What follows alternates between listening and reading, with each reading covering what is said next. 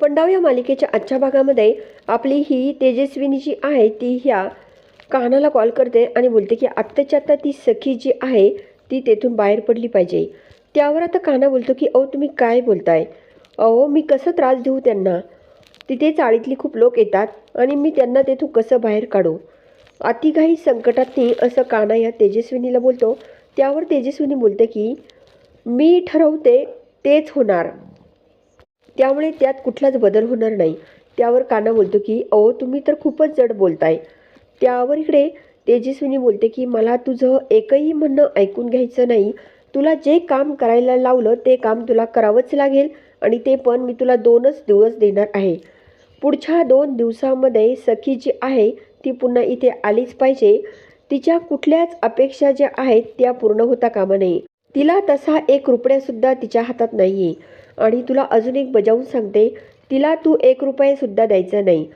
तिने जर तुला काही मागितलं तर तिला 1 रुपयासुद्धा द्यायचा नाही. अखेर ती वैतागून तिथून बाहेरच पडली पाहिजे. शेवटी काय आहे, नाक दाबलं की तोंड उघडतं असं म्हणतात. अगदी तशी कंडिशन सखीची झाली पाहिजे असं ही तेजस्विनी बोलत असते. त्यावर आता काना बोलतो की यासाठी मला थोडासा वेळ लागेल असं काना जेव्हा या तेजस्विनीला बोलतो त्यावर इकडे ही तेजस्विनी फोन कट करून टाकते. त्यावेळेस इकडे हा काना जो आहे तो आपल्या मनाशी बोलतो की कुठून ह्या माय लेकींच्या काचाट्यात सापडलो कोणास ठाऊक, असं पण हा काना बोलत असतो. दुसरीकडे सखी जी आहे ती इकडे झोपेमध्ये असते आणि तिला खूप रात्रीच्या वेळी मच्छर चावत असतात आणि ती खूप काही ते एका हाताने मच्छर मारण्याचा प्रयत्न करत असते. तेवढ्यामध्ये काना जो आहे तो इकडे खाली झोपलेला असतो.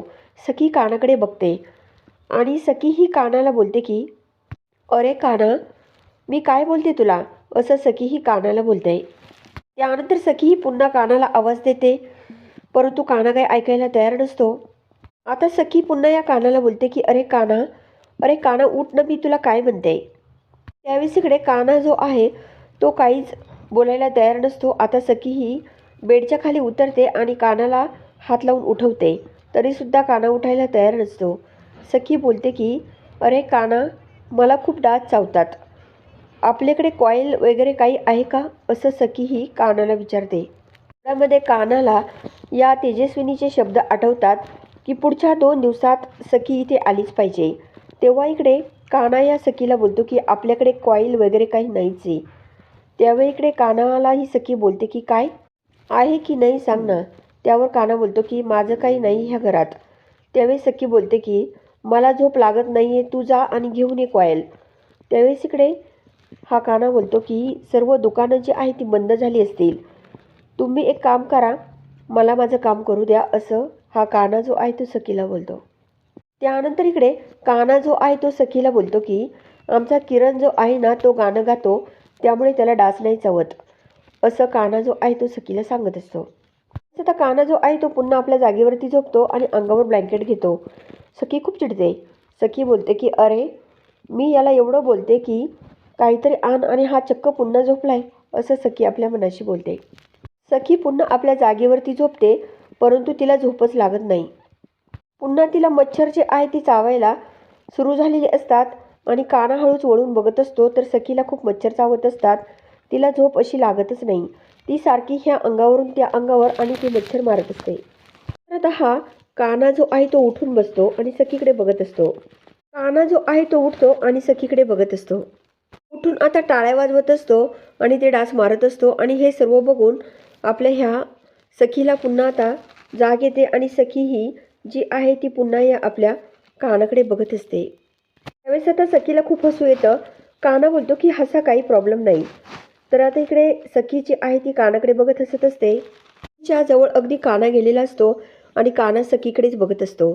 तेव्हा सखी जी आहे ती कानाकडे बघते. काना बोलतो की डास होता म्हणून मारला, बाकी काही नाही, मी असताना तुम्हाला काहीच होऊन देणार नाही, असं पण हा काना सखीला बोलतो.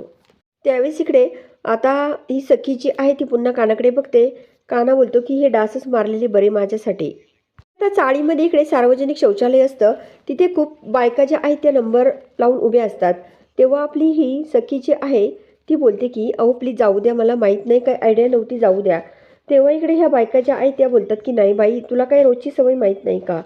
तेव्हा ती बोलते की नाही हो, मला काहीच माहीत नव्हतं. त्यावेळेस इकडे आता ह्या बायका ज्या आहेत त्या सखीला बोलतात की बरं जा बाई, तू नवीन आहे, आता काय म्हणावं तुला. त्यानंतर सखी जी आहे ती आता या बायकांकडे बघत असते. खूप काही बायका तिथे असतात. ही सखी जी आहे ती रूममध्ये असते आणि ती घरामध्ये खूप काही शोधत असते, परंतु त्या घरामध्ये काहीच खायला नसतं. तेव्हा सखी खूप चिडते आणि ती बोलते की घरात तर चक्क काहीच नाही खायला.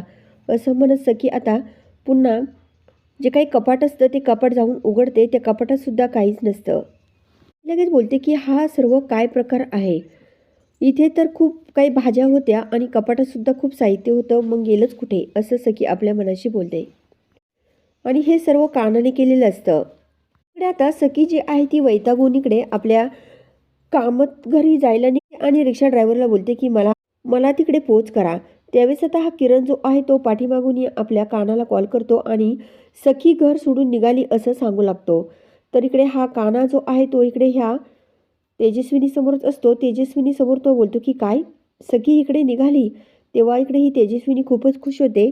ती बोलते की मला माहीत होतं सखी चाळीत कधीच राहणार नाही. तिला आता डिवोर्स तर घ्यावा लागणार नाही, परंतु तिला इथेच राहावं लागेल. असं जेव्हा ही तेजस्विनी बोलत असते तर दुसरीकडे आता सखी ही दारात येऊन उभी राहिलेली असते आणि सखी ही आपल्या मनाशी बोलते की मी कधीच घरात येणार नाही, तुम्ही वाट बघा. तेव्हा सर्वजण समोर असतात. तर आता पुढे काय होणार आहे बघण्यासाठी चॅनलला जरूर सबस्क्राईब करा, लाईक करा आणि व्हिडिओ बघितल्यामुळे अगदी मनापासून धन्यवाद.